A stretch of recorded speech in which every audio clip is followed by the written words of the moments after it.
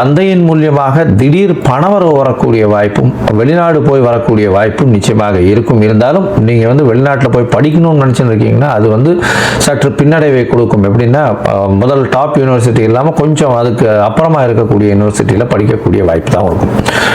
சனி ராகு சேர்ந்து இருக்கிறது 9ஆம் இடத்துலன்றது வந்து தந்தைக்கு பின்னடைவை நிச்சயமாக கொடுக்கும். தந்தையின் மூலமாக எதிர்பார்த்து கொண்டிருக்கும் அவருடைய அதாவது சொத்துக்கள் வர்றதெல்லாம் சற்று பின்னடைவை ஏற்படுத்தக்கூடிய வாய்ப்புகள் இருக்கும். இந்த மாதத்தில் பார்த்தீங்கன்னா எதிர்பாலினத்தில் அதாவது கணவனுக்கு மனைவியும் மனைவிக்கு கணவனுக்கும் வரக்கூடிய அவர்களால் வரக்கூடிய சொத்துக்கள் நிச்சயமாக வரக்கூடிய வாய்ப்புகள் இந்த மாதத்தில் உண்டு. இந்த மாதத்தில் அதை தவிர புதிய வேலை கிடைக்கக்கூடிய பாக்கியம். ஏன்னா 6ஆம் இடத்துல வந்து புதன் இருக்கிறதும் 6ஆம் இடத்துலேருந்து 7ஆம் இடம் போகிறார், 7ஆம் இடத்துலேருந்து 8ஆம் இடம் போகிறார். இந்த மாதத்தில் பார்த்தாலேனால் புதன் 6ஆம் இடத்துல இருக்கும்போது சுக்கிரனோட வேறு சேர்ந்து இருக்கார். இந்த காலகட்டத்தில் கண்டிப்பாக புதிய வேலையில் ஏற்றம் மாற்றம் இதெல்லாம் கிடைக்கக்கூடிய வாய்ப்புகள் உண்டு. மேலதிகாரிகள் மூலியமாக நிச்சயமாக ஒரு நல்ல ஏற்றம் கிடைக்கக்கூடிய வாய்ப்புகள் இந்த காலகட்டத்தில் அமையும்.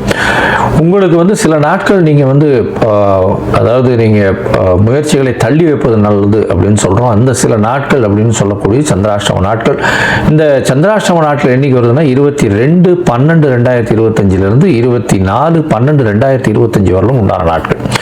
இந்த நாட்களில் புது முயற்சி வேண்டாம், வெளியூர் வெளிமாநில பிரயாணம் வேண்டாம்னு சொல்கிறோம். ஒருவேளை பண்ண வேண்டிய கட்டாயம் இருந்ததே ஆனால் சந்திர பகவானுக்கு எளிய பரிகாரம் அப்படின்னு சொல்லக்கூடிய அருகில் இருக்கக்கூடிய விநாயகர் கோவிலில் உங்களால் முடிஞ்ச நெல் வந்து தானம் கொடுத்துட்டு போங்க. நெல் வாங்கி தானம் கொடுத்துட்டு போனீங்கன்னா சந்திரனுக்கு உண்டான ஒரு தானியம்னு சொல்கிறதுனால உங்களுக்கு உண்டான பிரச்சனைகள் கம்மியாகக்கூடிய வாய்ப்பு உண்டு. இந்த மாதம் வந்து நீங்கள் போய் ஒரு விஷ்ணு கோவிலில் அதாவது நாராயணன் கோவிலில் போயிட்டு இந்த வைகுண்ட ஏகாதசி வேறு வருது, பெருமாள் கோவிலில் போயிட்டு துளசி மாலை ஒரு 10 முழம் வாங்கி கொடுங்க. அது வந்து ரொம்பவும் விசேஷமாக இருக்கும். அது வாங்கி கொடுக்கறதன் மூலியமாக உங்களுக்கு வரக்கூடிய எந்த விதமான பிரச்சனைகளும் நிச்சயமாக சூரியனை கண்ட பனி போல அப்படியே இருக்கிற இடம் தெரியாமல் போகும்.